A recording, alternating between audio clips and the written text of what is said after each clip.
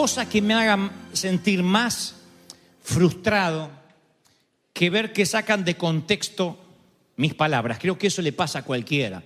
Me molesta cuando malintencionadamente editan algo que dije y me hacen decir algo que en realidad no estaba diciendo, no era mi intención. Cuando las cosas son sacadas de contexto, como dijo alguien, es simplemente un pretexto. Y cuando me sacan de contexto me hacen decir cosas que en realidad no estoy diciendo, y ahí es cuando surgen las difamaciones, las cosas infundadas, las murmuraciones, y me molesta. En mi sentido de justicia a veces es querer iniciar un litigio legal, pero no puedo, no hay regulación en las redes. Cualquiera tiene la impunidad y la inmunidad para decir lo que quiera de nosotros, máxime si eres público. Si estás expuesto, la gente siente el derecho de decir lo que quiera. Y eso está bien siempre y cuando no manipulen mis palabras. Pero soy humano, soy normal, y si las manipulan, yo tengo que seguir adelante, no puedo evitarlo. El tema es cuando se manipula lo que dice Dios. Y eso es lo medular del mensaje de hoy. Cuando tomamos las palabras de Dios y de alguna forma las tratamos de cambiar para que digan lo contrario. Tú estás diciendo, yo nunca haría eso, y estoy convencido de que no. Pero hay un enemigo que siempre toma las palabras de Dios, lo que está escrito, y lo edita de manera tal, como en un malversado YouTube, como en un malintencionado video, para que nosotros, en realidad de ver, oír lo que Dios está diciendo, interpretemos otra cosa muy diferente. Insisto, no me molesta que alguien malinterprete mis palabras, porque al fin y al cabo no vivo necesariamente de mi reputación, sino de mi llamado. Pero cuando el enemigo malversa lo que dijo Dios, eso puede significar una vida de éxito o una vida del fracaso entre los que creen el video malintencionado del enemigo. Te lo voy a poner así. Cuando el enemigo llega al huerto del Edén, arriba al huerto del Edén en forma de serpiente, lo que hace es sacar de contexto las palabras de Dios. Cuando el enemigo o la serpiente antigua viene a hablar con Adán y Eva, lo hace mediante la insinuación elegante.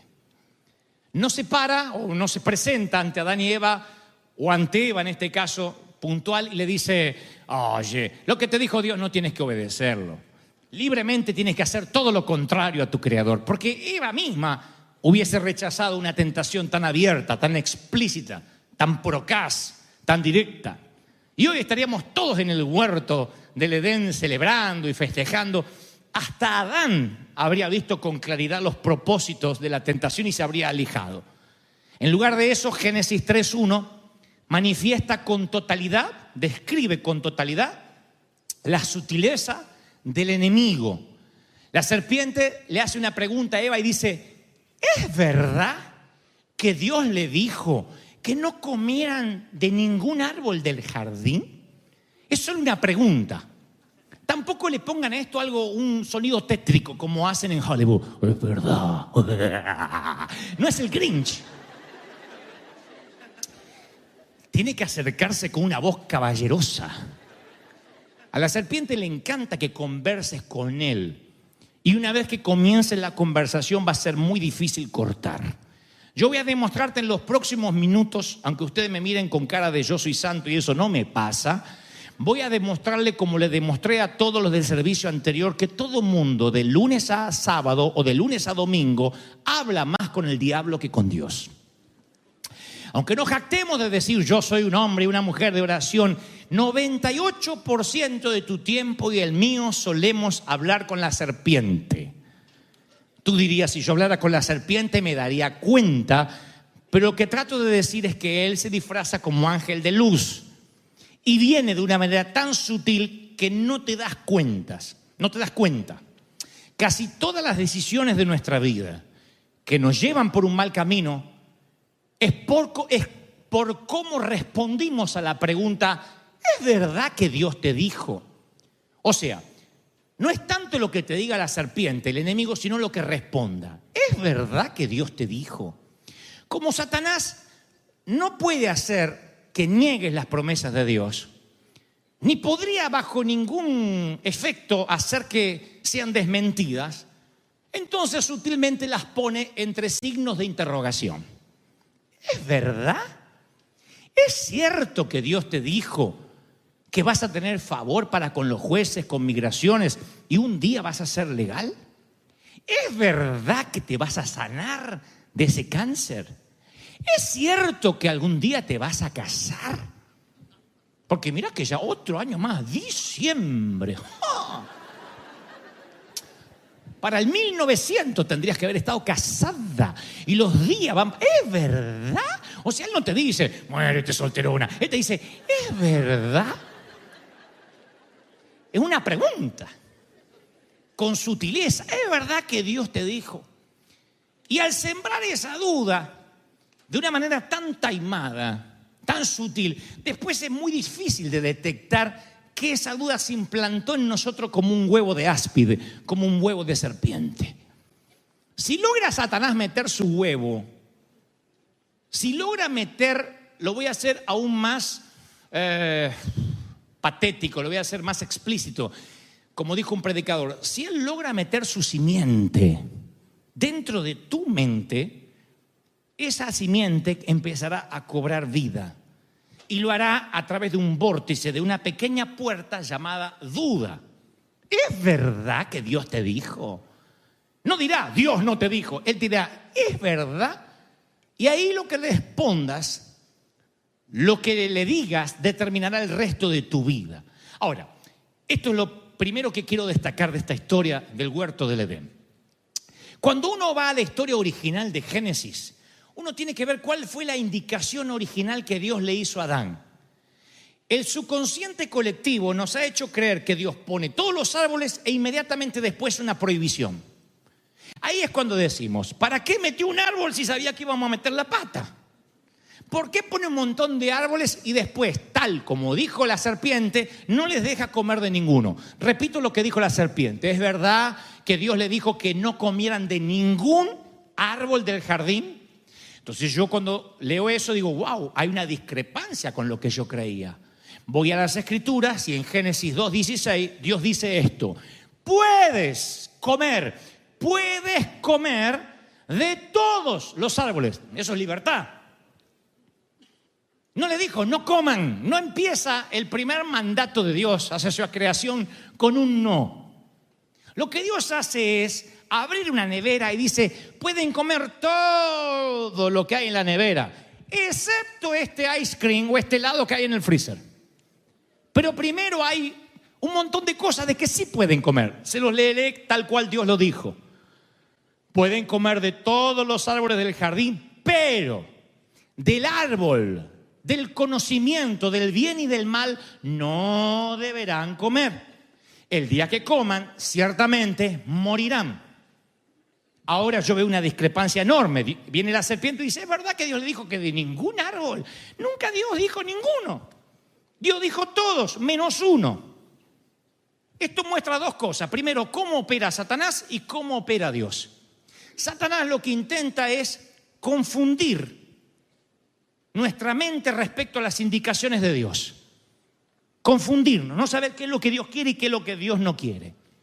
Y cuando Dios da una indicación, nunca pone limitación, sino que pone liberación. Los está protegiendo de la muerte. Como cualquier mamá que dice, mira, ahora no vas a comer helado. Vas a comer la comida. Si te comes helado ahora, se te llena la panza de dulce y no comes la comida. ¿Han hecho eso alguna madre alguna vez? Ahora, no es que los castigas, que odias a tus hijos, sino que sabes que le va a hacer mal. No te llenes de azúcar, porque después andan rebotando los chicos por la casa. No comas esto que te va a hacer mal. No tomes alcohol, no puedes hacerlo, eres un niño. Hay restricciones que ponemos en favor de protegerlos y eso es lo que está haciendo Dios. Quiere que Adán y Eva confíen en que Dios los está protegiendo, no que les está prohibiendo. Cuando Dios te dice y te da el decálogo y nos da los 10 mandamientos, no nos está prohibiendo, nos está protegiendo. Eso cambia la manera de ver. ¿Y en la iglesia qué te prohíben? No te prohibimos nada, Dios no nos prohíbe nada. nos protege de muchas cosas. Que los que no tienen a Dios meten la pata, sufren las consecuencias y mueren. Y Dios ama tanto a sus hijos que nos dio un cerco de protección para no equivocarnos. Eso cambia la manera de relacionarnos con Dios. Nos protege, nos cuida. ¿Sí? Sale tu hija, primera cita, no sé, 16, 17, 18, 20 años, o como yo, 52, y la dejo salir. Cuando tenga 52. Y le voy a dar recomendaciones. No le voy a prohibir nada, pero voy a decir, cuídate, protégete. No dejes que alguien juegue con tu corazón como si fueran un grupo de naipes. O como si fuera algo que podrían moldear. No dejes que lleguen rápido a tu corazón. Cuídate el alma, protégete la mente. Eso es lo que hace Dios. Eso es lo que está haciendo, marcando un precedente en el huerto. Porque está muy claro con las primeras palabras, puedes. La motivación es pura, que no muera. No obstante, viene el enemigo y te sugiere, te insinúa, empieza la conversación. ¿No es cierto? ¿No será que Dios no quiere que pruebes? ¿Que Dios está castrando tu identidad? El enemigo viene y te dice, mira, me parece que esto de Dios no te va a cuadrar a ti, porque te muestra pero no puedes tocar, tocas pero no puedes comer, comes pero no puedes tragar. No es justo. El diablo dice, yo soy el primer humanista y el último, el que más defiendo tus derechos. Y me parece que este Dios te pone frente a un árbol y te dice, no comas. Y te está tentando el mismo Dios. No es justo para ti, pobrecito con las hormonas en ebullición. Y tú dices, bueno, es cierto. Ahora, vamos a darle a Eva el mérito que corresponde. Ella le corrige a la serpiente. Le dice, no es tan así. No es que no puedo comer de ninguno, sino que dijo que de ese no podemos comer. Pero la corrección ya no sirve, porque ya Eva se metió en un lío peor, que es comenzar una plática con el enemigo. El enemigo es como un vendedor de multinivel. No hay que atenderle el teléfono. No estoy en contra de multinivel, pero yo conozco mucha gente que dice, ay, a mí eso no me interesa, y vienen con los paquetes así, pero me dijeron que me los dan en consignación. Y bueno, ahí está. Entonces el enemigo, si logra que atiendas el teléfono, está fregado. Ya te metió en un problema. Lo que trato de hacerte ver en este mensaje, conforme Dios me dijo que te diga, que no voy a darte armas de cómo discutir con el enemigo. No voy a darte estrategias de cómo cortarle la llamada. Yo te voy a alertar de lo siguiente: bórralo de tu lista de contactos, quítalo. En mi teléfono, cuando yo veo un número desconocido, tengo la premisa que no atiendo. Si no está en mi lista de contactos, no atiendo. Soy una persona semipública y puedo encontrarme con alguien desagradable del otro lado. Así que cuando alguien se pasa mi teléfono de uno al otro y veo un teléfono desconocido, no atiendo. Tú estarás pensando, tal vez te pierdas una gran oportunidad. Es posible que quizás sea Donald Trump de la Casa Blanca. Pero ¿qué tal si es alguien que quiere decirme algo hiriente? Un profeta que quiere decirme, un falso profeta que quiere decirme que me voy a morir. Alguien que me quiere decir que tengo que besar a mi suegra varias veces al día, o algo más terrorífico que la muerte. ¿Qué tal si eso pasara? Entonces yo veo un teléfono desconocido y no lo atiendo. No está en mis contactos. Y antes que nos vayamos de aquí, yo quiero que busques en tu lista de contactos cómo tienes al enemigo. En la E de enemigo, en la D de diablo, en la S de serpiente. Y lo borremos. Porque apenas atiendes el teléfono, él te dirá, ¿es verdad que Dios te dijo? Y mi querido, una vez que nos penetre con, ¿es verdad que Dios te dijo? Que Dios te dijo, es poco probable que te liberes rápido de esa conversación sin que mínimamente sufras unos cuantos golpes. Cuando tú le abres la plática al enemigo, durante toda la semana habrás abierto una dimensión que no conocías y que es desconocida y que te meterá en problemas. Es un valle que no quieres pasar, que no quieres atravesar. Nos ha tocado en estos años tratar con muchachas, Hombres también, pero por lo general mujeres con algunos desórdenes alimenticios. Yo recuerdo una en particular que comenzó sus batallas con los trastornos alimenticios cuando era casi un adolescente. No se le podía decir nada en la iglesia, si estaba flaquita, si estaba linda, porque cualquier cosa la podía empujar a que se metiera en algo más oscuro todavía. Y ella comenzó luchando contra el peso, una vez que tal vez quiso ponerse el pantalón de siempre y se dio cuenta que necesitaba un talle más. O tal vez no le entró bien la falda, notó eso y lo que empezó con algo medianamente normal que es, wow, tengo que bajar de peso, se transformó en una lucha donde estaba en juego el valor de su persona, de su identidad. Ya no era el peso. Entonces empezó un diálogo con el enemigo, un diálogo que le dijo, ¿realmente crees que estás linda? Algo le decía en su corazón, ¿realmente crees que los muchachos te van a ver con esa grasita acá? Y entonces, sin que se diera cuenta, que es lo que siempre hace el enemigo en esas pláticas, le cambió el espejo. Y en lugar de verse reflejado en el espejo que Dios puso para que se vea, empezó a verse en el espejo equivocado. Ese espejo que nadie entiende, cómo quienes sufren de bulimia o anorexia se ven gordos y sin embargo uno los ve en persona y literalmente están cadavéricos. Pero les cambia el espejo de la mente. Y se ven gordas o se ven de sobrepeso y se ven con repugnancia cada vez que se reflejan en una fotografía. Me consta de damas y de varones a los cuales el enemigo le dice, ¿es verdad que ese lunar te queda bien? Y con lo que es un lunar o un granito abre una puerta a que un día tenga repugnancia de sí mismo. Y cuando dejas de valorarte a ti mismo como eres, en primer lugar no te amas más a ti mismo. Y la premisa bíblica es que tienes que amar al prójimo como a ti mismo. Así que si no te amas a ti mismo porque te das repugnancia, mucho menos amarás al prójimo, y ni hablar de amar a Dios. Sientes cierto odio hacia Dios por haberte creado así.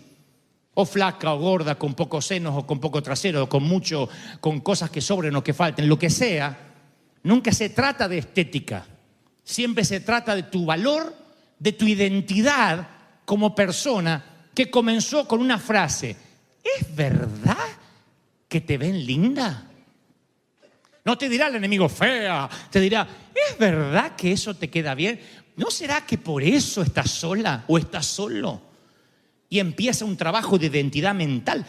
Las chicas que sufren esto, los varones, se dedican a manipular su cuerpo hasta llevarlo a una forma que jamás Dios hubiese querido, ni en las peores de las pesadillas de esa chica. Y la lleva a situaciones tenebrosas en lo espiritual, en lo mental, en lo anímico. Hay un momento que no solo los bulímicos o anoréxicos, en cualquier área de la vida, permite que la mentira supere la verdad hasta que esa mentira termina siendo tu verdad. Empieza un día el enemigo y te dice, ¿es verdad que algún día vas a salir de la miseria? Y tú te pones a dialogar con Satanás y hay un momento en que esas mentiras superan a la verdad. Superan a la verdad de que Dios te va a prosperar, de que Dios te va a bendecir, a la ley, a la verdad de la siembra y la cosecha, a la verdad no he visto justo desamparado ni su simiente que mendigue pan. Supera a la verdad que Dios no permitirá que ningún cabello de tu cabeza caiga sin que Él lo sepa. Todas esas verdades quedan ocultas tras una mentira. Dios no me ama, soy pobre. Y te etiquetas, te autoetiquetas por una conversación que nunca debió haber empezado. Entonces mi pregunta esta mañana, mis queridos, es ¿quién define lo que eres? O en su defecto, ¿eres quien eres conforme a las normas de quién? ¿Cuál es tu espejo? ¿Cuáles fueron las mentiras sutiles de la serpiente desde tu niñez, tu adolescencia o tu juventud que te trajeron hasta aquí? ¿Qué corrompió tu identidad? Y lo que es peor, ¿cuánto te costó? ¿El gozo? La paz. Hay gente que se le pierde el gozo porque no está contenta con su cuerpo. Hay otros que no pueden gozarse porque no están felices con el idioma que hablan, con la familia que les tocó, con el cónyuge que tienen, con los hijos que pudo traer al mundo. Y entonces empiezas a escuchar las mentiras del enemigo. ¿Es verdad que te va a ir bien? No sé, ¿te parece, Sata? Y empiezas una plática que no debiste empezar. Abres la mente a tantas cosas.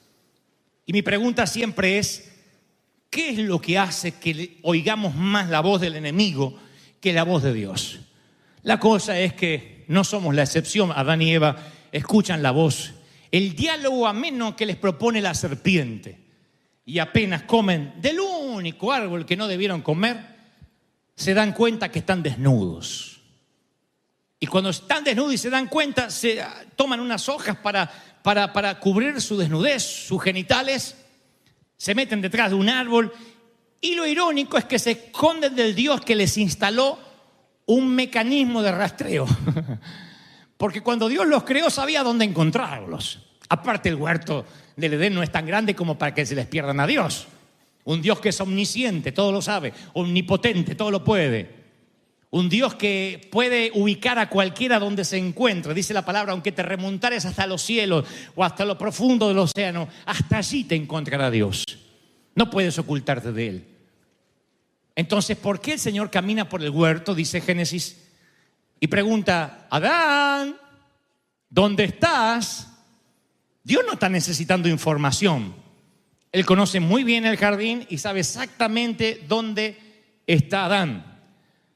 Pero es la misma pregunta que nos hace hoy a nosotros. ¿Dónde estás, dice Dios, con respecto a mí? No está diciendo dónde estás geográficamente, sino dónde estás ubicado espiritualmente. Adán piensa que Dios no lo encuentra, que no le anda al Google Maps. Y entonces responde, escuché que andabas por el jardín y tuve miedo porque estoy desnudo. Por eso me escondí. Y lo que dice Dios a continuación es lo que literalmente a mí me cambió la forma de ver la vida. Desde ayer. Le dice el Señor, ¿y quién te dijo que estás desnudo? Pudo haberle dicho, no estás desnudo. Pudo haberle dicho, no tengas vergüenza, eso no es desnudez. Estamos en el huerto, no hay nadie más aparte de los animales. ¿Quién te dijo que estás desnudo? En otras palabras está diciendo, porque te aseguro que no fui yo. ¿Quién te dijo que estás desnudo? En otras palabras, ¿con quién estuviste hablando, Eva? Y la serpiente y se va. ¿Quién te dijo? ¿Quién te dijo? ¿Quién te está hablando en la semana? ¿Quién te mostró o quién te hizo creer que eres indigno? ¿Quién te dijo? Yo volví a leer eso ayer y digo, es cierto, Dios pudo haber dicho, no, eso es una mentira, recházala. Le dice, no, ¿quién te dijo? ¿Quién te etiquetó? ¿Quién te puso un rótulo? Vamos a ponerlo así. ¿Quién te dijo que no eres digno de mi amor hasta tanto resuelvas ese pecado secreto? ¿Quién te dijo? Los pastores, la iglesia donde me congregaba. Ah, porque yo no. Yo dejé escrito acá que si metes la pata, abogado tienes para con el Padre, y ese es Jesucristo.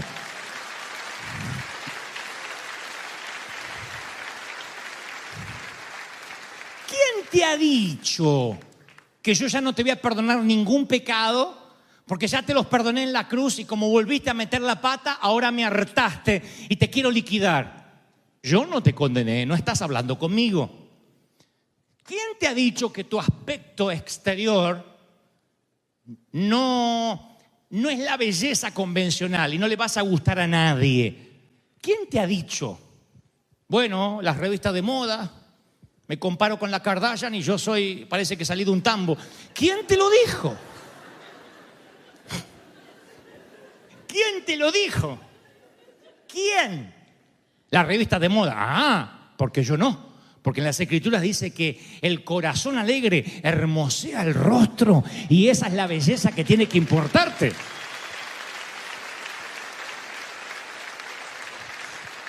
¿Quién te ha dicho que las habilidades y los dones que tiene no sirven para causar ningún impacto? Bueno, mi mamá, las calificaciones de la universidad, nací pa' burro. Ah, te lo habrá dicho el rector, el profesor, pero yo no.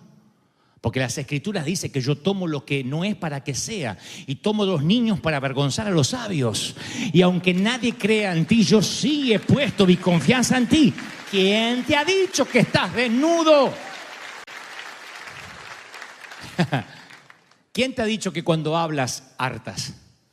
Que cuando hablas la gente está esperando que te calles. Ay, otra vez este parlanchín. Ay, este mitotero que habla. ¿Quién te lo ha dicho? ¿Quién? No, me lo dijo tantas veces, me lo dice mi marido. Cállate, cállate, una cotorra. Bueno, tu marido, yo no. Yo he puesto gracia en ti. Y te he dicho que no tengas miedo por lo que vas a hablar, porque el Espíritu Santo pondrá palabras en tu boca. Así que no sé con quién estás hablando. Entonces hay un momento donde empiezas a desafiar las dudas, las disfunciones, las inseguridades, las desafías cuando descubres lo que Dios está diciendo en realidad. Pero si no sabes lo que Dios dice en realidad, tu mentira se transformará en la verdad. Si desconoces la verdad, cualquier mentira será tu verdad. Y te sentirás feo, fea, flaca, gorda, inculto, indocumentado, divorciada, separado, dejado, traicionado, lo que sea. El enemigo te pondrá muchas etiquetas diciendo, ¿quién te dijo que eres feliz? Entonces tú tienes que volver a encontrarte con la verdad una y otra vez para que la mentira no se te pegue, porque la estupidez se pega. La mentira se pega, principalmente si tomas café con ella todas las mañanas. Si desayunas con el diablo, almuerzas con él y cenas con la serpiente antes de irte a acostar. Porque eso es lo que hacen algunos. Bueno, Sata, un beso, me voy a dormir.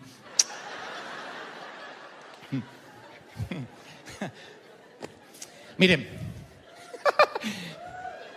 hace muchos años un periodista argentino hizo un libro que se llama Cristo llame ya, donde retrató la vida de 5 ministros entre los que estaba este humilde servidor. Y para eso hizo una investigación con cada uno de nosotros, con varias notas, con varios reportajes que se extendieron durante semanas. Recuerdo uno en particular que convenimos encontrarnos en un mall con el periodista. Él me prometió que no hablaría mal de nosotros, que solo retrataría lo que le dijéramos. Así que yo llego apurado y le digo, wow, tuve que dejar el auto en no sé dónde. ¿Y qué auto tienes? Ah, uno, y le dije la marca. Y me senté allí. ¿Vas a sacar fotos? Me dice, sí, pero en un rato. Le digo, me peino un poquito y me arreglo. Le digo, porque si no yo salgo mal. Y sí, cómo no. Qué lindo perfume, hueles bien. Sí, es que uso tal perfume, no sé qué. Sí, pero no me gusta, me pongo un poquito porque es la costumbre. Bueno, empezamos a grabar, hizo rec. Y empezó el reportaje formal. Sale el libro a los meses. Y empieza el capítulo que dice Dante Gebel, el rockstar. Ya no me gustó. Y decía, el pastor de los jóvenes llegó apurado al mall, presumiendo la marca del auto que tenía.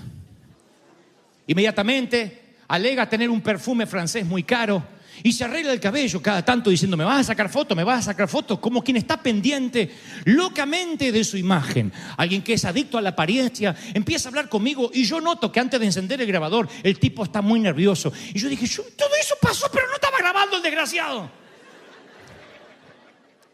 Y me hizo quedar como un imbécil. Posiblemente lo era en ese entonces, pero me hizo quedar peor. Y entonces yo le digo, llamo al periodista y le digo, ¿por qué pusiste eso? Y me dijo, te daré una lección que quiero que no olvides. No existe con un periodista el off the record. El periodista ya está tomando nota de todo lo que pasa desde que le atiendes el teléfono para arreglar la cita. Lo mismo valga para el enemigo de tu vida. El enemigo te preguntará buscando lo que quiere oír. ¿Es verdad que Dios te va a bendecir? Ay, no sé. Y te agarró la duda. Segundo, buscará un título. Se te va a hacer difícil conseguir trabajo sin papel. ¿Quién te va a pagar solo en cash? Y te puso el título, indocumentado. Te levantas a la mañana, soy un indocumentado. Como las Kardashian, pero soy indocumentado.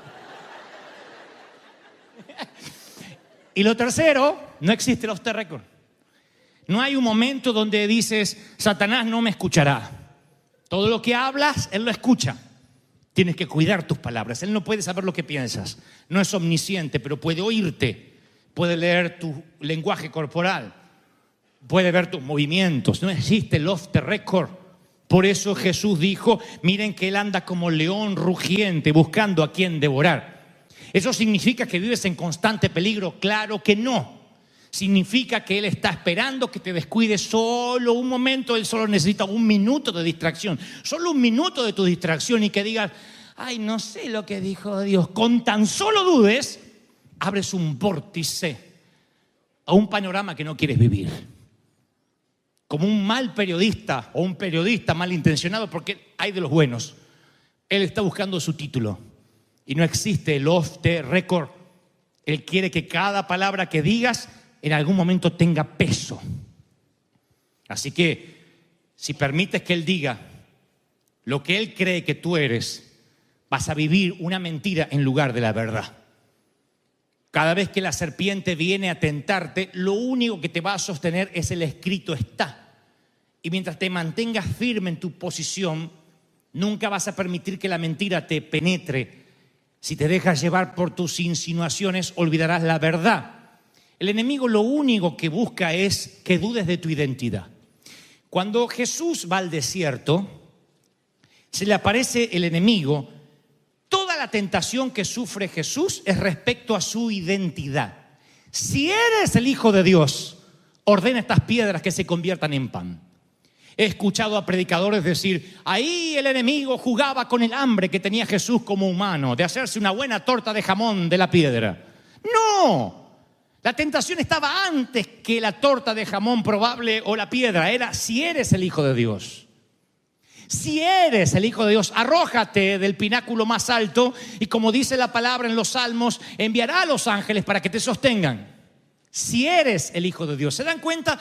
Satanás no ha cambiado su modus operandi. Satanás no es creativo, no cambia nunca su estrategia. Siempre está diciendo, si Dios te ama, si eres el Hijo de Dios, si realmente crees que eres importante, haz esto o lo otro. Él hace que dudes de tu identidad.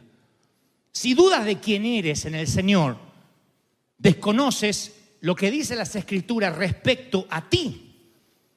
Jesús respondió una y otra vez a Satanás, escrito está, no solo de pan vivirá el hombre, sino de toda palabra que salga de la boca de Dios. Escrito está, no tentarás al Señor tu Dios, escrito está.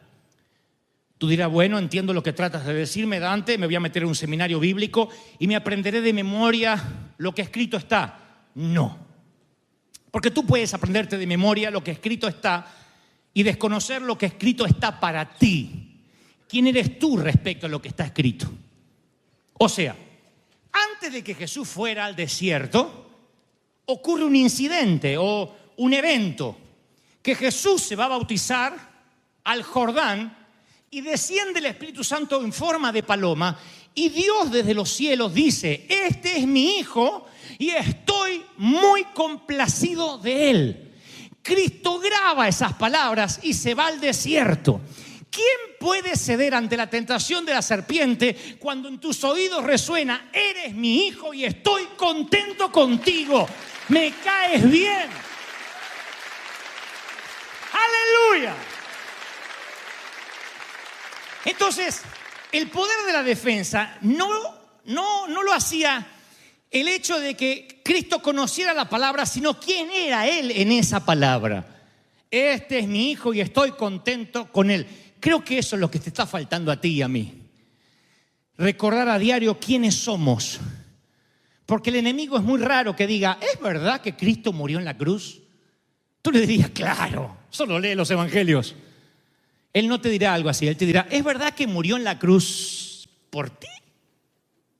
¿Really? Ay, sí, ¿no? Y te cambia el espejo. Él no te dirá, ¿es verdad que en la iglesia hay amor? No, él te dirá, ¿es verdad que en esa iglesia te aman a ti? Tú dirás algo como, bueno, es cierto, el enemigo, recuerdo que los lunes, los martes viene a hablarme a mí, pero ¿cuántas veces el enemigo te habló aquí en el templo mientras yo predicaba? Te ibas a sentar en tu sitio, viene una mujer y dice, ¿podría correrse por favor? Y ahí viene, ay, ¿es verdad que aquí te aman y te valoran? escuchaste. Siempre tiene que ver con la palabra respecto a ti. Y cuando pones en duda quién eres, ahí es cuando la mentira supera la verdad y la mentira se transforma en tu verdad. ¿Estoy siendo claro, sí o no? Y cuando le empiezas a creer, tu estima se daña. Miren, si acaso hay ministros con diferentes asignaciones, si alguien está encargado de echar fuera demonios, si alguien más de sanar enfermos, yo debo haber asumido la asignación, entre otras cosas, de liberar la cautividad, liberar los cautivos. Esa es mi tarea. Y a veces me cuesta horrores, a menos que el Espíritu Santo intervenga, como lo está haciendo ahora, en este mismo momento. La gente tiene la mente tan cautiva que dice, no, eso no va conmigo, Dios no puede amarme, realmente lo harté, realmente agoté la paciencia de Dios.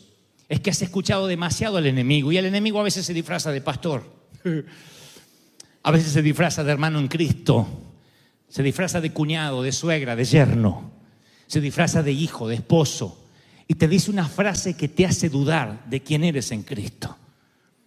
Y te dice algo que no piensas que proviene del infierno, porque nunca Eva pensó que la serpiente provenía del infierno, al cabo era un animal más del jardín. Así que él se mete en el jardín y no es algo llamativo que una serpiente esté pernoctando por allí o pasando sus días en el huerto. Tú lo que dices es, simplemente lo he puesto a ir demasiado tiempo a tal punto de creer sus mentiras. ¿Es verdad? ¿Cómo no te va a amar? Si Dios no te amara, no estarías aquí, mi querido. Si Dios no te amara, no tendrías la vida que tienes.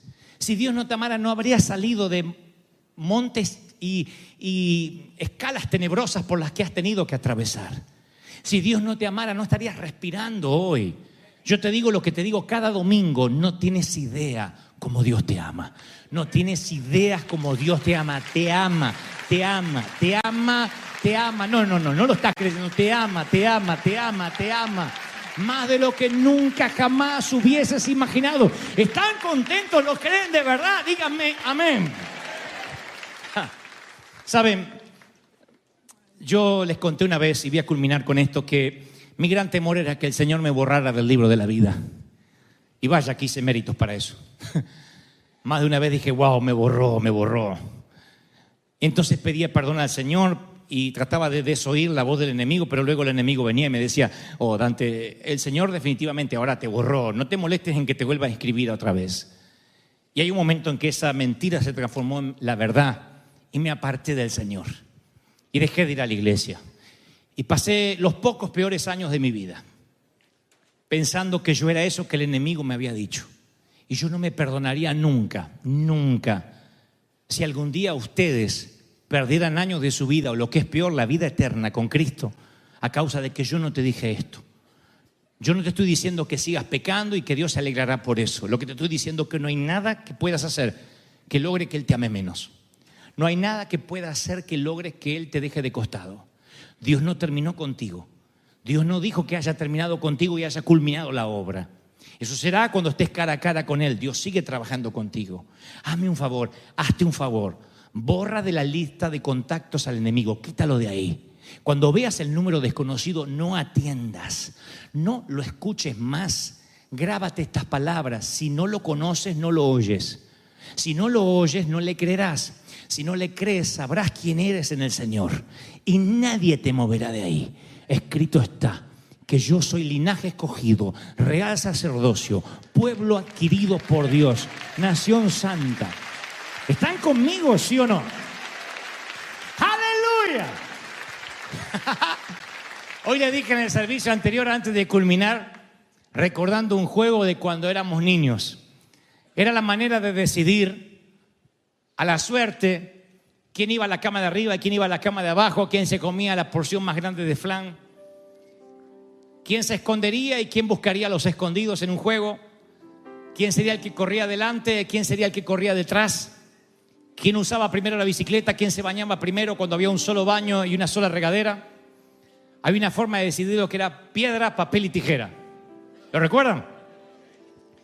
Cuando el Señor baja al Jordán a bautizarse, el Espíritu Santo desciende como paloma. es el animal más indefenso y posiblemente si no observas bien su comportamiento pensarás que es el más temeroso. Pero no porque se espante rápido es el que tiene más temor, sino porque es el más tierno. Por eso no hay otro animal, otro ave que refleje al Espíritu Santo mejor que una paloma. Y cuando Dios dice, este es mi hijo en el cual estoy complacido, es el Espíritu Santo el que desciende como paloma allí. Y es ese mismo espíritu y esa misma paloma que está dentro tuyo. Así que, recordando el juego de niños, el papel le gana a la piedra. La piedra le gana a la tijera. ¿Sí o no? La tijera le gana al papel. Pero eso solo puede decidir la suerte de quién se baña primero o en qué lugar de la cama te toca. Lo que decidirá cómo vivas el resto de tu vida, nunca lo olvides. La paloma le gana a la serpiente. Siempre.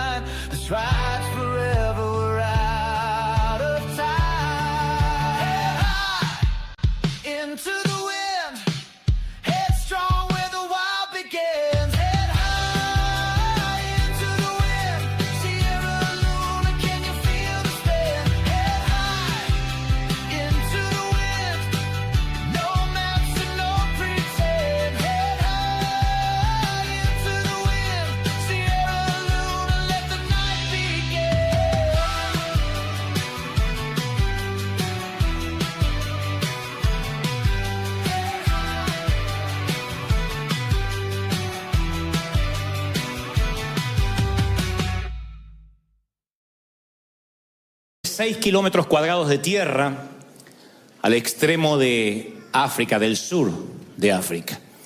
Y durante siglos este sitio ha servido para alojar una prisión, un leprosario, un manicomio y una base naval.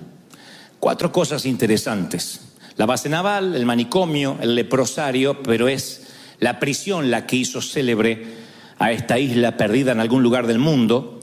Lo que hizo significante a este sitio es que fue el hogar de uno de los prisioneros políticos más famosos de la historia, Nelson Mandela. Y para los que no lo saben, porque puede haber alguno que no conozca a este héroe, Mandela se opuso a la segregación racial del gobierno. El gobierno entonces estaba diseñado para darle privilegios a la minoría blanca. Mire qué locura, los blancos eran una minoría. Sin embargo, había una segregación racial y querían disminuir los derechos de la población de la gente de color, de la gente negra. Entonces decían que había autobuses para blancos, playas para blancos, hospitales para blancos, y obviamente lo que ellos llamaban los negros, de manera despectiva, no podían postularse para cargos públicos y no podían vivir en vecindarios de blancos. El apartheid legalizaba el racismo y era realmente atroz. Y entonces Mandela recibió su educación en los mejores colegios cuando niño, hijo de madre cristiana, criado con valores cristianos, y a mediados de los años 50 Mandela era una amenaza. Se le decía que era la esperanza de la cultura negra, la esperanza, una suerte de Martin Luther King de allí de África. Pero en 1962, por un tecnicismo fiscal y legal, lo mandaron a la cárcel, de manera injusta obviamente, y durante los siguientes 27 años, señoras y señores, pasó su vida tras las rejas. Casi 3 décadas, encarcelado injustamente. Y cuando uno piensa que pasó casi 30 años tras las rejas, uno se pregunta cómo puede ser que la estadía en la cárcel puede llegar a ser un plan de Dios. ¿Cómo puede ser que esto, en lugar de exaltar, exacerbar lo mejor de Mandela, no sacó su peor versión? ¿Podría venir algo bueno de encarcelar a un hombre inocente? Cuando vemos esta historia y yo pienso en Mandela mirando durante 27 años, que claro, cuando uno lo dice así, dice, bueno, 27 años no es tanto en una vida de un hombre tan mayor, pero hay acá personas de 27 años, de 30, es toda una vida viviendo lo que estás viviendo de un modo diferente a tal cual lo conocías. Perder la libertad, pienso que es una de las cosas más espantosas que nos puede ocurrir. Yo decía en el servicio anterior que la libertad, salvando las distancias, es muy similar a la salud. Cuando uno la va perdiendo o la está perdiendo, recién la empieza a valorar. Uno no dice, doy gracias a Dios porque hoy estoy sano, porque mis pulmones funcionan bien, porque mis riñones están bien. Uno no da gracias por eso. Pero cuando de pronto tienes que hacerte diálisis o tienes que pasar por temporadas en camas de hospital, en camas de hierro, con sueros intravenosos, con respiración asistida, empiezas a valorar la salud. Uno no la da por sentada. La salud la damos por sentado. A menos que tengas una salud frágil, la mayoría damos por sentado la salud. El tener voz, el poder hablar. Le digo siempre al Señor que no quisiera algún día, aunque sea muy viejito, tener Alzheimer, porque mi mamá lo tuvo. Me veo como un hombre formulando preguntas de la nada o recordando solo algunos episodios fragmentados y me da pavor. Entonces, una de las cosas que yo no doy por sentado es la mente. Yo trabajo con la mente, como decía recién Zapata, somos la reserva intelectual de Latinoamérica, y para un sistema cognitivo intelectual uno debe tener la mente en perfectas condiciones. Perderla me aterra. Perder la libertad me aterra más aún, porque la libertad también la damos por sentado. Pero un día, de manera justa o injusta, te dicen en qué horario vas a comer, qué vas a comer, cuándo te vas a levantar, cuándo te vas a acostar. Deciden por tu vida qué vas a vestir, cuál es la última ropa que te vas a poner. Y ahí uno se da cuenta que esas cosas nimias, esas cosas triviales como ¿dónde vamos a comer hoy? ¿Nos tomamos algo por allá? ¿Salimos al cine?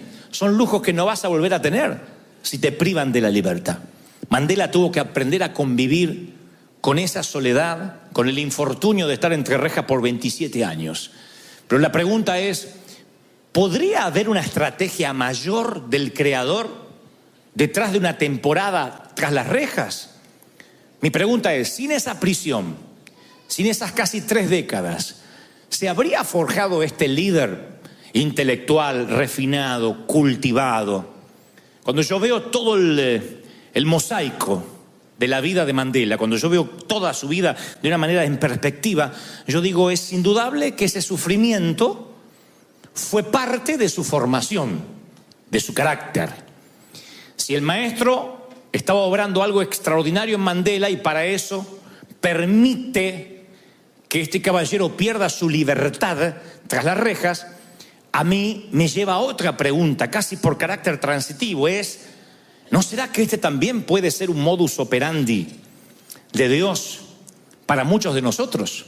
No estoy deseando que pases una temporada en la cárcel, pero digo, ¿no será que hay momentos en la oscuridad que debemos atravesar valles de sombra y de lágrimas que los pastores, los ministros solemos subestimar o minimizar diciendo, no diga eso, no lo confiese. ¿No será que parte de la formación de Dios en el carácter de cada uno de nosotros tenga que ver con situaciones que no son del todo gratas, no son del todo felices? Digo, porque si Mandela, después de esa temporada, sale de la cárcel y termina convirtiéndose en un presidente, en el primer mandatario de su país, es obvio que hubo un plan. Él mismo lo reconocerá. Dirá, si no fuera por la cárcel yo no me hubiese preparado, no habría estudiado, no había aprendido el arte de la negociación, el arte de capacitarme. Hubo una reingeniería mental en todo lo que él hizo a partir de estar confinado o privado de la libertad. Y yo tengo que mirar, me obligo a mirar mi vida y la tuya bajo el mismo lente, que a lo mejor estamos pasando temporadas, no necesariamente de cárcel, pero de oscuridad, momentos en que no son felices, no son para relatar en un testimonio, y quizás no tenga que ver con la mano necesaria satánica, porque eso es lo simplista que hacemos todos. El diablo está contigo, Dios te dejó, el diablo se ensañó. Y a veces, cuando uno ve historias como esta, no puede dejar de pensar que hay planes, hay estrategias que son más altas que las que nosotros creemos. Si pudiéramos tener una máquina que pueda ir al pasado y le preguntamos a Nelson Mandela, cuando recién lleva 10, 15 años en la cárcel, si cree que esto puede devenir en un propósito divino, te va a decir quizás no. Capaz que sí, pero quizás te diga, no, yo no veo el propósito de Dios, solo quiero mi libertad. Y cualquiera de nosotros, si pudiera ir al pasado y ver esos momentos tristes, esas temporadas de divorcio, de quiebra financiera, de tirar un puñado de tierra sobre un ataúd, de besar una frente fría en un funeral, quizás dice, no, a mí eso simplemente me traumó, me marcó, pero no terminó en bendición, porque uno no logra ver qué es lo que Dios está proponiendo. Y es que las semillas germinadas, por lo general, nunca entienden desde su punto de vista limitado el proceso al cual están siendo sometidas. Una semilla no sabe si fue plantada o fue enterrada. La semilla no puede entender en la planta o en el fruto en el cual se va a convertir. Entonces yo preguntaba hoy y reformulo, ¿y si todo lo que nos tocó pasar, y si todo lo que te tocó pasar, en lugar de ser la parte oscura, el peor capítulo de tu existencia, fuera parte de un propósito para cultivar ese hombre o esa mujer que eres hoy? Nosotros decimos, no, Dios me hizo nueva criatura, yo llegué al Señor y en las aguas del bautismo quedó el pasado, quedó el ex marido, flotó la suegra, quedó todo ahí. Y si Dios, a lo mejor todo ese proceso, si bien fuimos perdonados, en términos escriturales, todas las cosas son hechas nuevas, pero ¿y si todo ese proceso de pronto devino en lo que hoy somos? Porque uno lucha contra la soberanía de Dios porque no nos gusta dónde nos coloca su proceso. Dios empieza a procesarnos y entonces yo siempre digo, donde te encontró el Señor, no siempre está cerca donde va a plantarte. Él te suele trasplantar, no suele cambiar de lugar, de entorno, de cultura, de maneras de pensar, de paradigmas. Donde Dios te encontró no siempre es igual a donde Dios te va a plantar. Y en ese trasplante, en ese cambio, uno empieza a sufrir. Porque pensamos que estamos como marionetas al azar, como que estamos sin rumbo. Y sin embargo Dios nos está plantando. Y esta fusión cuesta tiempo. Este cambio cuesta tiempo porque uno se acostumbra a lo cómodo y a lo familiar. Y cuando empezamos a ver alrededor y no vemos un entorno reconocible, cuando Dios nos empieza a mudar, entonces uno empieza a sentirse la ansiedad de que dice, ¿por qué Dios me quitó de la zona cómoda, de la zona del confort? Decía en el servicio anterior que alguna vez leí de un libro del doctor David Cho que contaba la experiencia de las águilas, y dicho sea de paso, después lo vi en un documental, que las águilas, cuando hacen su nido, la mamá águila la hace con espinos. Y encima luego coloca todo un colchoncito de barro, de paja, para que los pichones no sientan los espinos. Y uno al ver la madre poner espinos y después el colchón encima, no entiende cuál es el propósito. Pero la mamá águila sabe que habrá un momento en que la comodidad de los pichones va a primar por encima del riesgo. Y entonces cuando los pichones ya tienen alas para volar, ella los empuja. Se ve en el documental que con el pico les dice: ustedes pueden volar, no son gallinas. Pero los pichones se parecen mucho a nuestros hijos. A los mamuts que dicen: ay, yo me quiero casar pero tengo 42 recién y no sé si me van a mimar como mi mami que me hace la sopa. Entonces, reciban esta palabra del corazón: espino debajo del colchón, espino en los calzones. En algún momento sale liquidado. Entonces, bueno, pone espinos, la mamá. Y ustedes van a ver que los empuja. Prueba 2 días de empujarlos. Y algunos no se quieren mover, algunos sí saltan al riesgo. Cuando la madre ve que la mayoría está acostumbrado al entorno, porque es maravilloso acostumbrarse al entorno, que te alimenten. Hay iglesias que son raquíticas así, donde la mamá viene o el papá viene, el apóstol viene y le pone el gusanito en la boca. Entonces lo único que hace en la iglesia todos los domingos es... y le pone el gusanito: dígale acá a su lado, repita esto, dígale al apóstol, voltea hacia atrás. Dice: por eso yo dije en el servicio anterior y vuelvo a repetir: si piensan que yo les voy a dar el gusanito, tu abuela, estás perdido conmigo. Vas a crecer, vas a madurar y vas a depender de Dios y vas a saber que Él es tu ayudador, tu cuidador y el que te hace crecer. Yo no le pongo gusanitos en la boca a nadie, porque tienes que aprender a comer solo. Bueno, la madre ahí la sabe esto y sabe que la zona del confort produce atrofia. Y lo que no se usa se atrofia. Si no vas al gimnasio, te atrofia los músculos. ¿Sabías eso? Si tomas mucha cerveza, se te atrofia la panza. Si no lees, te atrofia el cerebro. Yo conozco muchos universitarios necios, porque la última vez que leyeron un libro o estudiaron fueron cuando se graduaron y dejaron de ser autodidacta. Y por más que dicen tengo un título y ostentan un título universitario, son gente que empiezan a ser sabios en su propia opinión, no se recicla, no tienen una reingeniería, no se reinventan. Entonces van perdiendo hasta el léxico, la manera de hablar, porque no son autodidactas, porque lo que no usas, como el cerebro, también se atrofia. Si dejas de orar, se te atrofian las rodillas. Si reemplazas Netflix por la Biblia, se te atrofia la Biblia y se te atrofia la lectura espiritual, se te va atrofiando. Entonces, cuando alguien se atrofia, empieza a ser absolutamente dependiente de que otro lo ayude. Y eso puede ser peligroso. Dios necesita hacerte crecer. Cuando ve que algo se atrofia, necesita que eso crezca. Los pichones de águila ven que se están pinchando y dicen: entre una muerte segura y una muerte probable, vamos a elegir la probable. Y se tiran más allá de los riscos y van a ver en los documentales que pum, pum, pum, se pegan contra los sitios más altos hasta que finalmente se dan cuenta que son águilas y pueden volar. Pero hay un par que mueren en los nidos, así que tal vez estabas esperanzado que el mamú se vaya. Hay algunos que mueren en los nidos, ahí desparramados en tu cama, diciendo: no, estoy esperando la voluntad de Dios, y no se va a mover. Pero la mayoría sale cuando siente que está entre espinos. Yo pienso en esta metáfora y digo sí, porque Dios nos traslada a veces a campos irreconocibles, donde allí es que nosotros vamos a empezar a conocer lo que es el crecimiento, lo que es desarrollarse. Yo he conocido personas, creo que en mi edad he conocido a personas de las más interesantes que ha habido en el mundo. Me he sentado con gente que ni en mis sueños más descabellados pensé que Dios me iba a dar la providencia divina de estar. Entonces, mirando la historia de lejos, puede decir: bueno, Dios te privilegió, Dios tenía un plan. Sí, claro que lo tenía. Pero la gente suele mirar nuestra tierra prometida y no valorar o no estimar el desierto. Y si me vas a buscar a mí, cuando yo era un muchachito, mi papá me llevaba a los aeropuertos a ver cómo despegaban los aviones. Esa era la salida del sábado. Vamos a ver cómo, mira, uno grande, ¡ay, uno chiquito! Y de tanto en tanto decía: papá, ¿y yo podré volar en uno de esos? ¡Está loco! Porque eran así alentadores los papás de antes. ¡Está loco! ¿Sabes lo que sale? Viajar ahí. ¿Aparte a dónde vas a ir? Porque nosotros pensábamos que no había más mundo aparte de Argentina. Sabíamos de México, algo por el Chapulín, pero hasta por ahí nomás.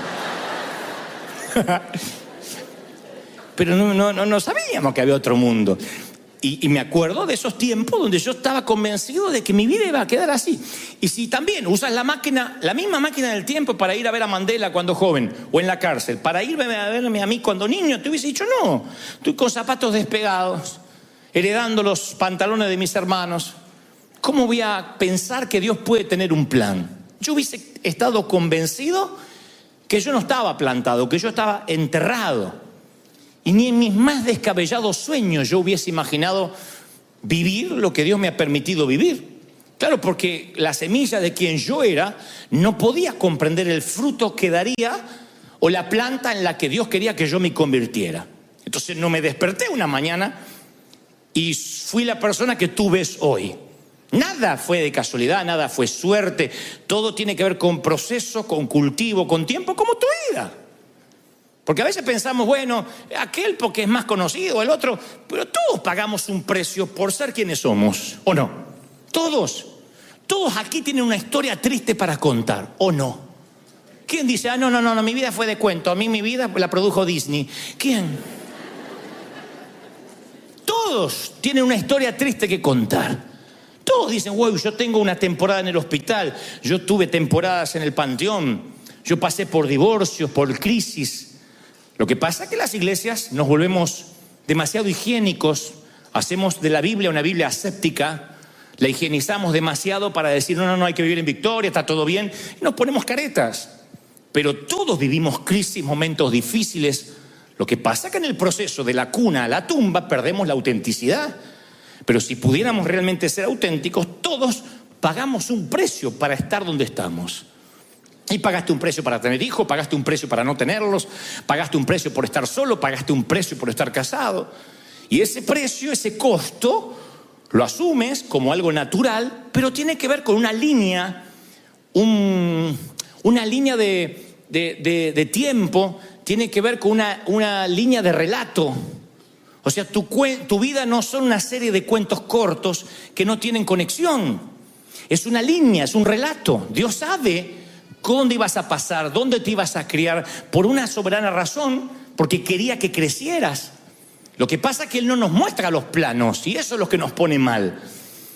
Es posible que ahora mismo estés pasando una temporada difícil y te cuesta conectar los puntos. Dice, ¿y esto en qué me va a servir?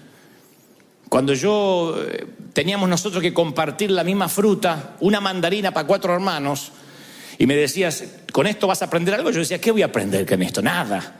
Es como el que está en una sala luchando contra el cáncer. No puede entender que algo va a aprender.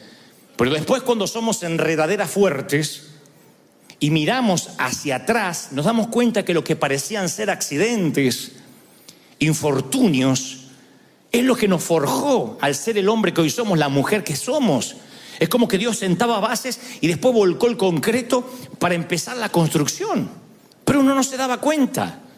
Uno maldice donde nace, el entorno, pero es porque el maestro no nos permite ver los planos. Él dice, tú confía que yo trabajo. Nunca pensé yo que Dios iba a trabajar conmigo, que estaba trabajando conmigo. De verdad. Cuando yo voy a cualquier país le digo, ustedes no se comparen conmigo. Nunca van a ser como yo, porque ustedes son más aventajados que yo. Van a la universidad, pregunto siempre, ¿quiénes aquí tienen estudios terciarios? Y la mayoría. Digo, yo no terminé la escuela secundaria. Entonces no me digas que te vas a comparar conmigo porque yo tuve más desventajas. ¿Quién de aquí tiene síndrome de Asperger? Y la mayoría no. Bueno, entonces no te compares conmigo. Porque cuando uno está luchando con síndromes, con problemas, con traumas, tiene que abrirse paso y pagar un precio mayor. Lo que pasa es que yo no sabía que yo era una semilla y Dios estaba trabajando. Yo pensé que Dios me había abandonado. Desde aquel niño que la maestra, porque las maestras de antes eran tan sutiles, desde aquel niño que la maestra me dijo en 4º grado, pero Gebel, usted es tarado, que no puede dar una lección oral, y que yo me oriné frente a todos.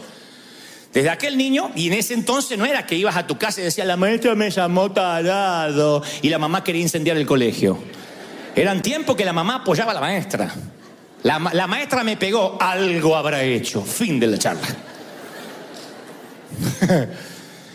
Y yo me acuerdo que de aquel niño que dijeron tarado frente a todos, a este hombre que a veces voy a un país y hay un presidente que me quiere ver Y Dios sabe que no estoy contando esto con petulancia. Dios sabe el corazón con lo que lo cuento. Yo digo, esto tiene que ser un error.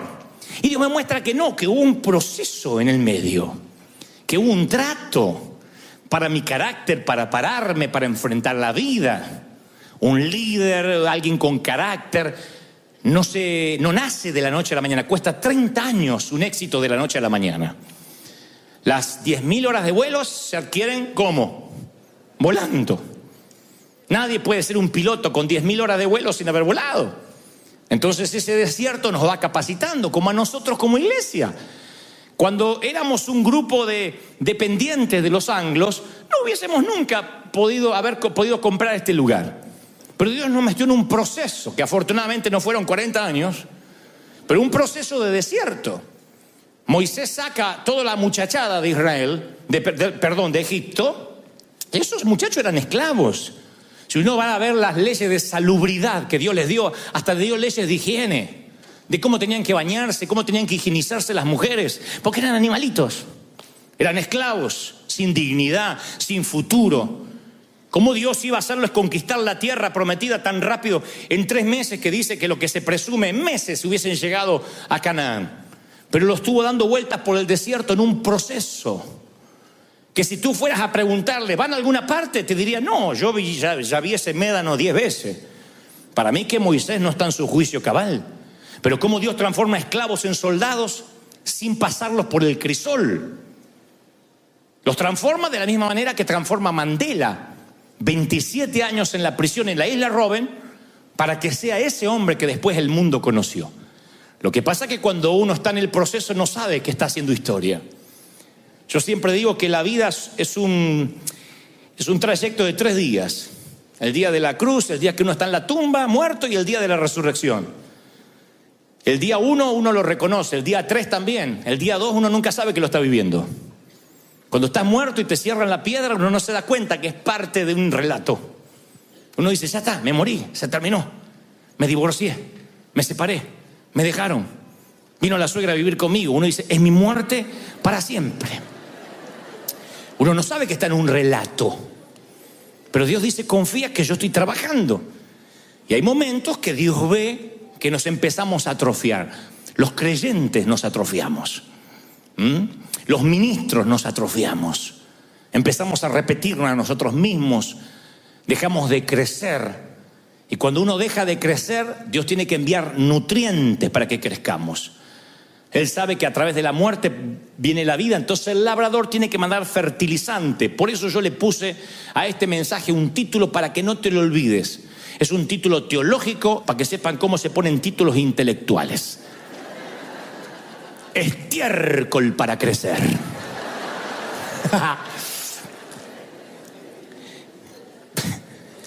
Porque el labrador, cuando dice no está creciendo, le pone estiércol para que pueda crecer. Y el estiércol apesta.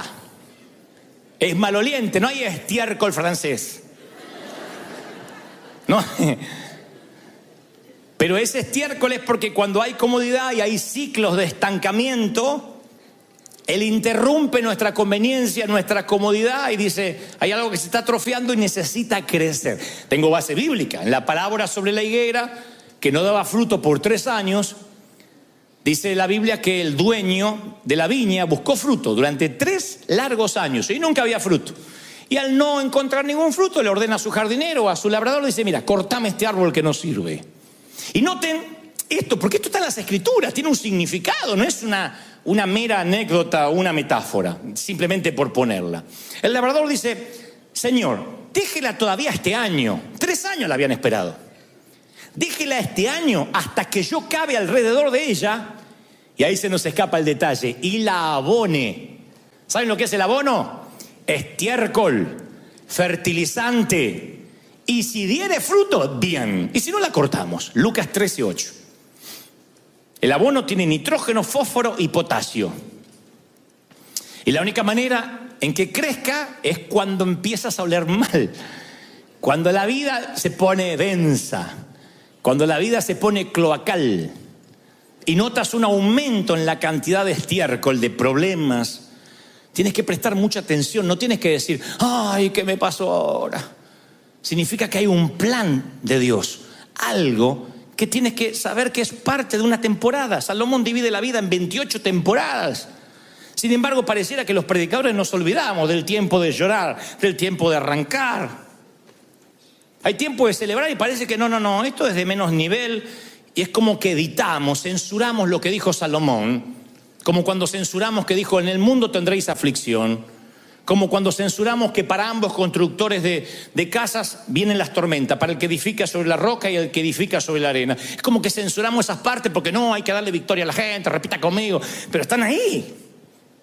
Esos temas van a venir, esos problemas van a venir, el estiércol va a venir, es parte, es una señal de Dios que Él ve algo estancado, atrofiado, y entonces aplica una cantidad extra de excremento. Porque los problemas son como vitaminas, como nutrientes que te forman. Las pruebas te estimulan a crecer. Hagan memoria. Uno no es la misma persona después de pasar por una enfermedad que pudo haber sido terminal. Me consta, aquí hay damas que decían: yo me hacía problema por todo, hacía planteos y escándalo por un vaso sucio en casa. Un día tuvo que luchar contra el cáncer de seno, se sanó y ya no se preocupa. Ya las preocupaciones, como el vaso sucio, vuelan por fuera de su radar. Y no es que se hizo una persona necesariamente más buena, ordenó sus prioridades. Dijo: cuando estaba en el hospital y sabía que iba a ver a mis hijos por última vez, me importaba un cuerno el vaso sucio. ¿De qué te sirve una sala ordenada, un sillón impecable, cuando te estás muriendo en una cama de hierro en el hospital?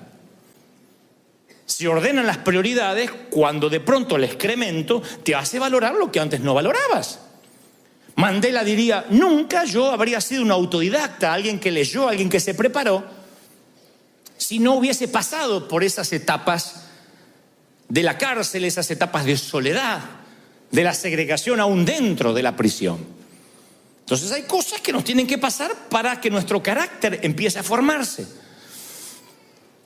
Y yo voy a contar una historia que escuché cuando niño. Lo voy a hacer de la forma más fina posible para la iglesia, versión iglesia.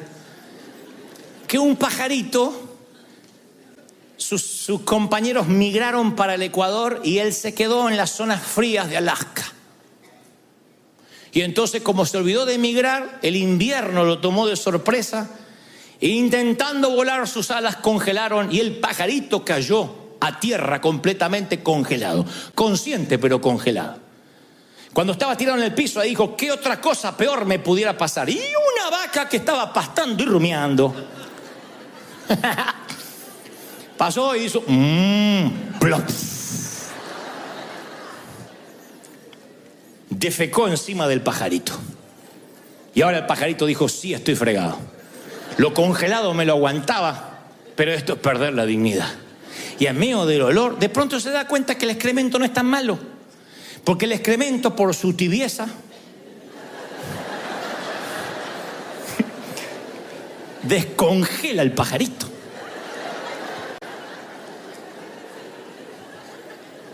El hielo se derrite, prueben. No, prueben de que la historia es verdad. Se descongela el pajarito. Y entonces debajo del excremento, cuando se pone feliz, empieza a piar. Pi, pi, pi, pi, pi, para que alguien lo venga a rescatar. Y un gato que andaba por ahí escuchó que el excremento piaba.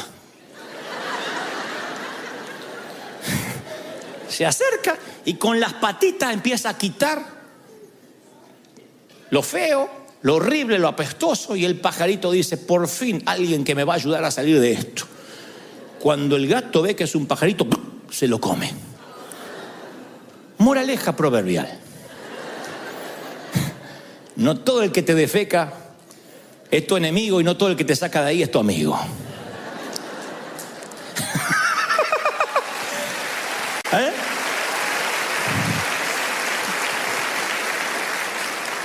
Entonces, hay momentos que nosotros nos quejamos por algo que se atrofió, por algo que se nos congeló. ¿Qué hace Dios? Abono. ¡Pluf!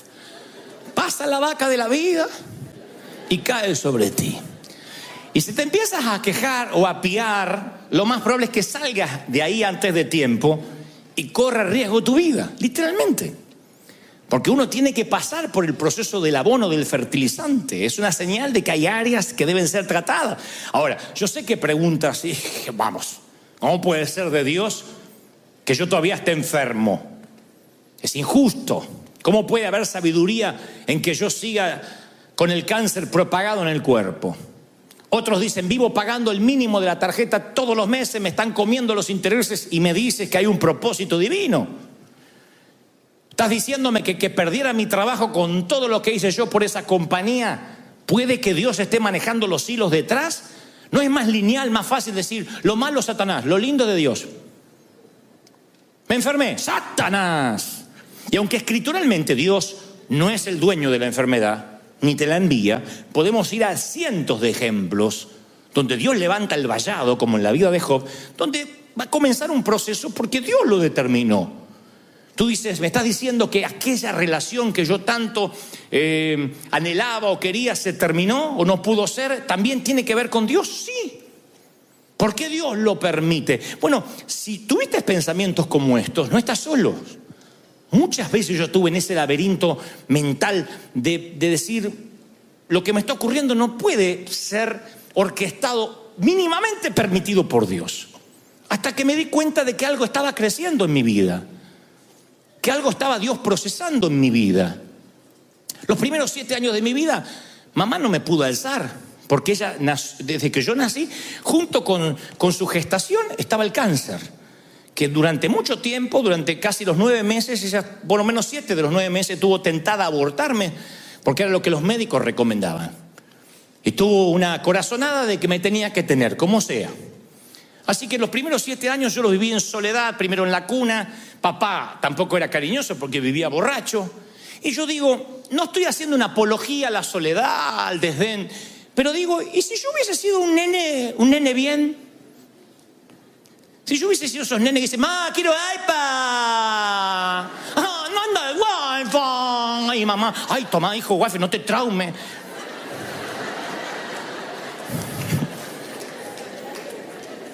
¿Vieron que hay madres así? ¡Ay, la clave para el nene, la clave! ¡Que el nene está llorando! Hacen los nenes. Yo capaz que hubiese sido esa clase de gente que de adulto cree que el mundo le debe algo. Cree que Dios le debe algo. No piden, exigen, hacen pactos con Dios. Pacté por tal cosa. ¿Quién cuerno eres para pactar? Es alguien que de chiquito corrió, le trajeron el iPad, quiero el celular nuevo, el mocoso no hay para comer, pero él tiene el celular nuevo. Que acá no pasa esto, afortunadamente todos esos padres vienen en el primer servicio. Pero imagínate. Yo digo siempre, tal vez yo no fuera el hombre que soy. No digo que soy un hombre excepcional, pero yo me acostumbré a viajar liviano, a no ser desagradecido. El por favor y el gracias forman parte de mi estilo de vida. Tenga empleados o no, o subalternos o no, el por favor y el gracias se me inculcó porque las cosas había que pedirlas por favor. La madre te hacía comer lo que había. Siempre me decía, vas a comer la polenta, porque hay nenes en África que no tienen. Unas ganas de mandar por FedEx la polenta a África.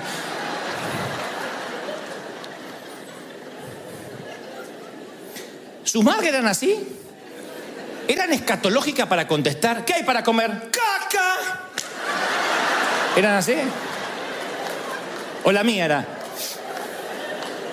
Mira, que caca de perro, vas a comer caca de perro. No, pregunté, pero esto no es un restaurante para que voy a comer, vas a comer lo que yo haga. Se terminó. Ahora hay madres que le preparan los ravioles con la salsa que a él le gusta. Hay 3 ollas, una para el papá, una para el nene y otra la nena que no come gluten free. ¿Estás loco o no? Y las madres sabían esto del excremento, porque decían, caca vas a comer, porque así uno crecía. Y no es que te daban excremento, pero es la manera de decir, no preguntes más. Vas a comer lo que hay para comer. Punto, se acabó. Y creo que mucho de esta generación que valoramos, que respetamos, y tenemos muchos defectos, por supuesto. Estoy hablando de aquellas cualidades que son inherentes a nosotros, son por esas, trazando una línea de puntos hacia el pasado, por esos momentos difíciles que Dios sabía a quiénes íbamos a llegar, de qué manera. Él estaba brotando una nueva vida. Entonces, todo aquello que pasó no era una profecía de destrucción, de que las cosas iban a ir mal. Él nos mete en un ambiente controlado, en una suerte de invernadero, vivero. El Padre te trasplanta, invierte tiempo y nunca va a dar la vuelta y abandonarte. Lo que intento decir es que si estás pasando una temporada difícil, es que Él ya te puso en un ambiente controlado, donde hay lluvia, donde hay calor, tierra homogénea, húmeda, que es lo que te va a hacer crecer, pero uno en el momento no lo puede ver. Lo que sí te puedo decir de parte del Señor, que ese campo que estás ahora plantado no es tu cementerio, no estás enterrado, estás plantado, mi querido. Dios está haciendo que crezcas, Dios está usando ese terreno para cultivarte, ¿o no? Y esa es la manera que nosotros nos vamos desarrollando, vamos creciendo, nos vamos haciendo fuertes. ¿Qué es una semilla si no es plantada? Nada de semilla. Colocas una semilla en un cofre y en 10 años, ¿qué tiene? Semilla. Ahí es cuando uno entiende lo que Jesús dijo. Les aseguro que si el grano de tierra no cae en tierra y muere, el grano de trigo no cae en tierra y muere, se queda solo. Pero si muere, produce mucho fruto. Ahí uno empieza a cambiar la mentalidad y dice, yo no tengo que huir de todo lo que me pasó. No huyas. Yo sé que el Evangelio nos ha dicho, deja el pasado atrás. Bueno, en términos de resentimiento, de dolor está bien. Pero tu background es tu background, tu vida es tu vida.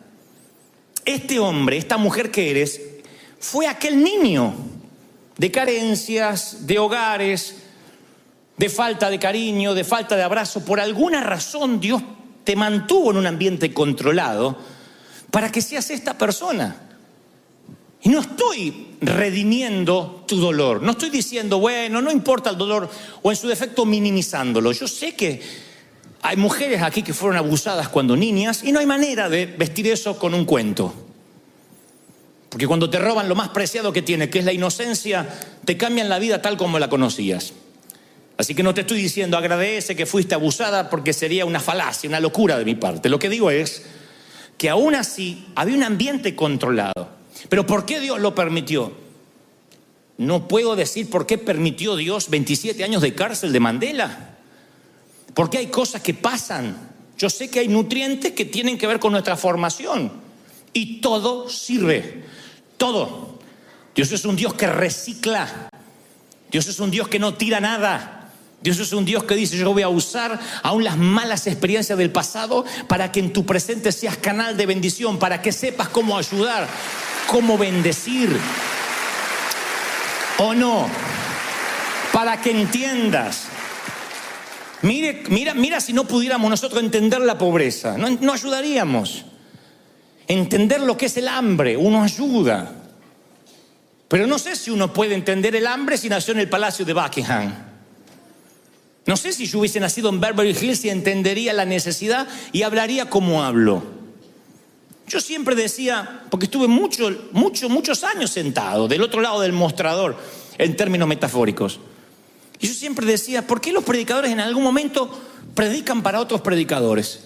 Y se llenan de léxico, que en este momento vamos a empoderar el Cronos, el Kairos y el Cronos se va a empoderar y el Rema ahí viene sobre el Logos, recibe. La gente dice, recibo, ni tiene que cuerno lo que está recibiendo, pues recibe.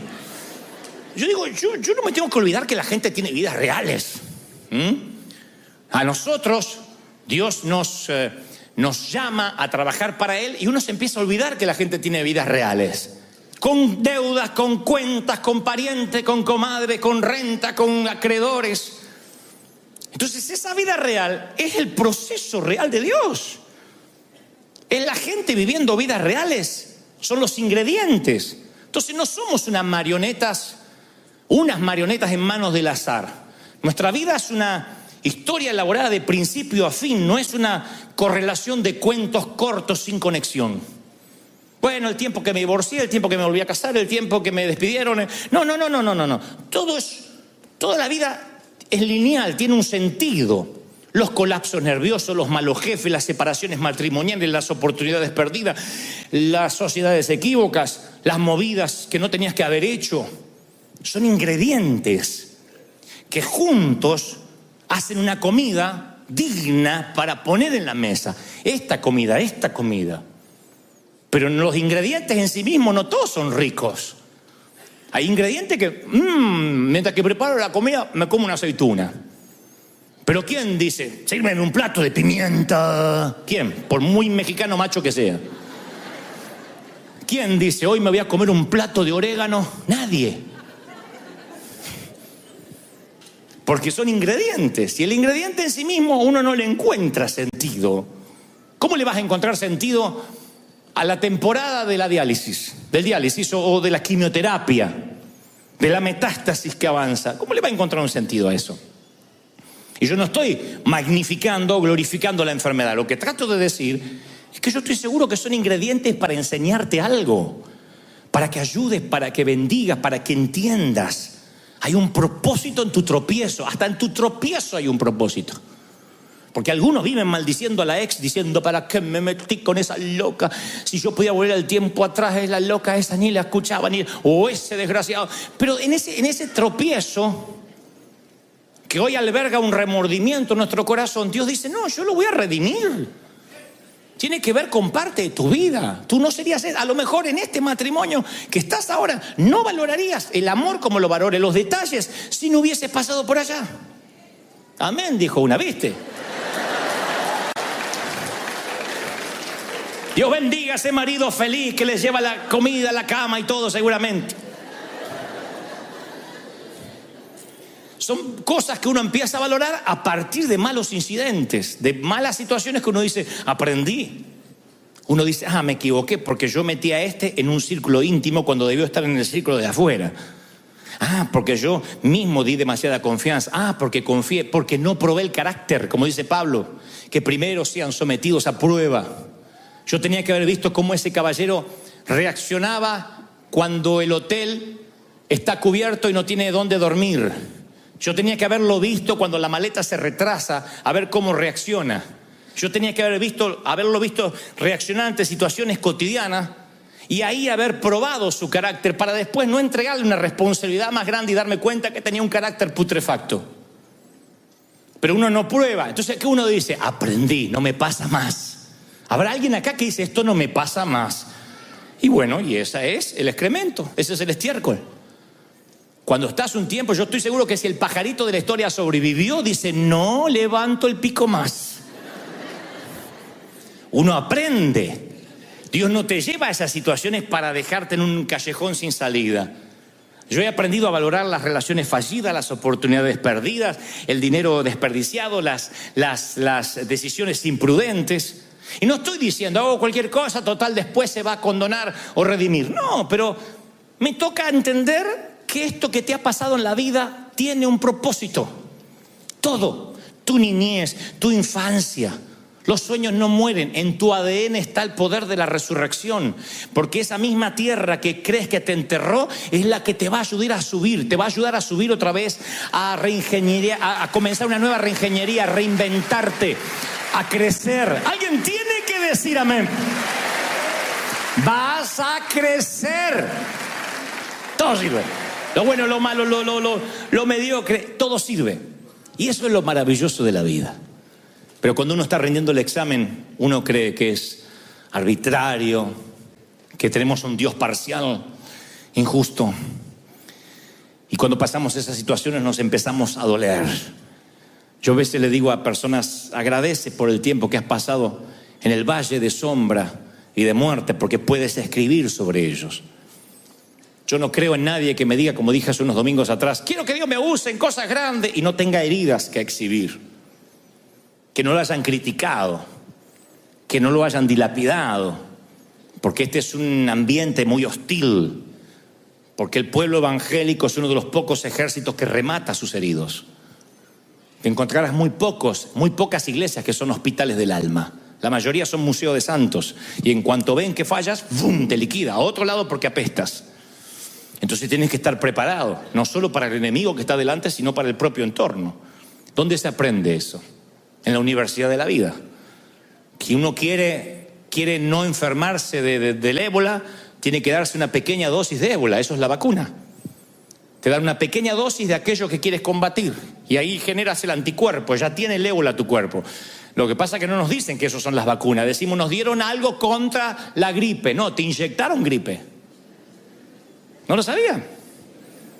Me dieron algo contra la gripe para que no me enferme. Te pusieron gripe en el cuerpo. Una pequeña dosis de gripe para que las defensas suban y no estés propenso a enfermarte gravemente. Entonces, cuando alguien quiere ser curado del rechazo, ¿qué hace Dios? Excremento para que te rechacen. Ay, que Dios me ayude en la baja estima. Van a venir y te van a decir, ay, qué gorda que estás, se te cayó el trasero, me parece. Señor, si pedí que me ayudara, ¿te está ayudando el Señor? Para que diga, mucha honra, tengo este trasero y no te importe. Trasero caído con seguridad vale más que trasero levantado con una mujer insegura. Anoten para los proverbios.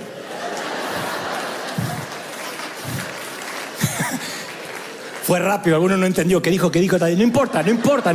Para ti no es la revelación. Si estás preguntando, no es para ti la revelación. No están preparados para esta revelación profunda. Pero cuando dice, Señor, dame paciencia, ¿qué hace Dios? Han pedido paciencia a Dios, Señor, hazme paciente. Vienen tus sobrinos a casa.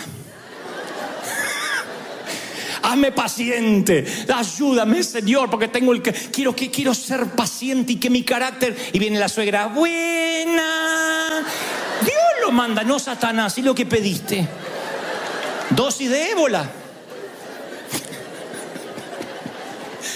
Dosis de lo que quieres combatir. Eso es excremento, abono, te hace crecer, te fortalece, hace que seas fuerte.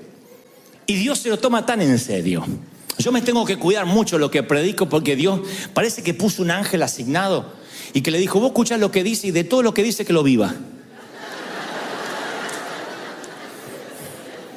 Entonces, termino una conferencia y se me da por hablar que la paciencia, porque Dios nos hace paciente. Y si tú eres paciente, porque la vida pasa una sola vez, valora los detallitos, no estés apurado. Hay un ángel que dice, bueno, listo, mañana operación hispano en migraciones. Y el otro día voy con la maleta y me tocan esos que estresarían a un monje tibetano marihuanero. ¡ay!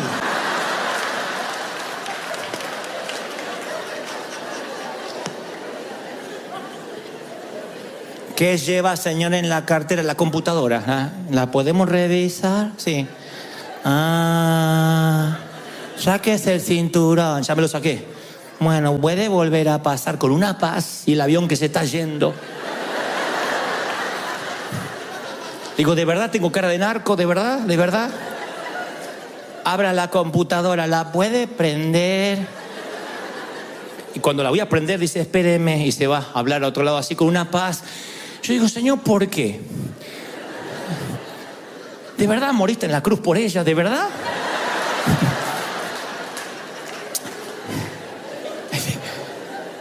Y después Dios me dice, pediste paciencia, estiércol para que crezca. Pobre chica, no la estoy comparando, pero digo, abono para que crezca. ¿Querías paciencia? Bueno, si no, no hable, calladito la boca. Entonces, cuando tú le estás pidiendo algo al Señor, viene la prueba, viene la crisis, y tiene que ver con eso que Dios quiere formar. Bueno, a Mandela lo confinaron a una celda de 2 por 2 metros, con una ventana que daba al patio. Estaba leyendo que tenía una mesa, un balde para lavarse y afeitarse, una manta, una silla. Toda su dieta era a base de maíz, a base de elote. Mandela se despertaba a las 5 de la mañana, picaba piedras hasta las 5 de la tarde. Y después podía leer, y leyó a León Tolstoy, a John Steinbeck, a grandes artistas. Se nutrió de literatura, leía los premios Nobel. Empezó a nutrirse porque él decía, tengo que usar este tiempo muerto. Y no estudió como hoy los presos lo hacen, sino que lo hacía de una manera autodidacta. Se ganó el favor de los guardias que tenían la tarea de molestarlo. Cultivó una relación por 27 años con todos los internos, discutía teología. Y a la edad de 72 años, cuando la mayoría de las personas estarían dándose por vencidas, él salía de la cárcel y se dio cuenta que no tenía resentimiento. ¿Cómo 27 años de cárcel no producen algo de resentimiento? Si nosotros nos toca 3 meses en el hospital y vivimos exigiéndole a Dios por qué. ¿Cómo puede ser que 27 años no produzcan la peor versión de este hombre, sino que exacerben lo mejor. Diría Mandela, al salir por la puerta hacia el portón que me llevaría hacia la libertad, sabía que si no dejaba mi odio y mi amargura atrás, todavía estaría en la cárcel, o lo que es peor, la cárcel nunca se iría de mí. Y los periódicos titularían en letra de molde: Mandela nunca fue destruido por el rencor. Es un Mandela refinado y distinto al que conocimos. Y 4 años después de ser liberado, fue electo presidente, acabó con la segregación racial, condujo al país a la igualdad. Claro, Dios necesitaba un líder refinado, educado, inteligente, que dominara el arte de la paciencia, de la negociación. ¿Y dónde lo formó? En la prisión. Allí formó a Mandela. Si esto no es suficiente para que entendamos que la vida que pasamos no hay que maldecirla, sino que agradecer, que hay que agradecer la niñez, lo que nos faltó, los zapatos despegados, los pantalones rotos, que hay que agradecer compartir la mandarina entre 4, a ver qué gajo le tocaba a cada quien. Algo Dios nos quería enseñar. No puede ser que Dios tome una semilla, se la olvide y diga: ay, me olvidé que la había plantado. Era un ambiente, hoy me doy cuenta que era un ambiente controlado. La enfermedad de mamá, la borrachera de papá, era un ambiente controlado. Las críticas que he tenido, el bullying de las maestras, era un ambiente controlado por Dios. Era estiércol, era fertilizante. Y cuando Dios me escoltó hacia el portón, en la salida del dolor, yo me aseguré de dejar la ira y la amargura atrás. Porque después yo, si no me sanaba de mi pasado, iba a contaminar el mensaje. Y yo soy el camarero que puede, con las manos sucias o las uñas descuidadas, arruinar el menú que el chef prepara en la cocina. Yo tengo un montón de defectos, de verdad, no es modestia. Un montón de defectos y cosas que Dios tiene que tratar conmigo y que afortunadamente ustedes nunca sabrán. Pero nunca he contaminado el mensaje. Ni cuando me han criticado, me han dilapidado, me han dicho de todo. Yo nunca pasé a predicar con rencor o con bronca, o usé este estrado para mandarle un mensaje a alguien. Nunca. Porque la palabra de Dios es pura. Y el proceso haga que tú tengas que transmitir lo que Dios quiere que transmita. Yo he entendido de que si Dios, el labrador, me llevó todo un proceso, no va a permitir que yo produzca un vino amargo. Tanto tratar con la vid, tanto fertilizarme. Imagínense que ahora yo produzca un vino amargo. No, tú y yo vamos a producir un Cabernet Sauvignon, un Malbec argentino, como que el que me regala acá el hermano. Bueno, no iba a decirlo.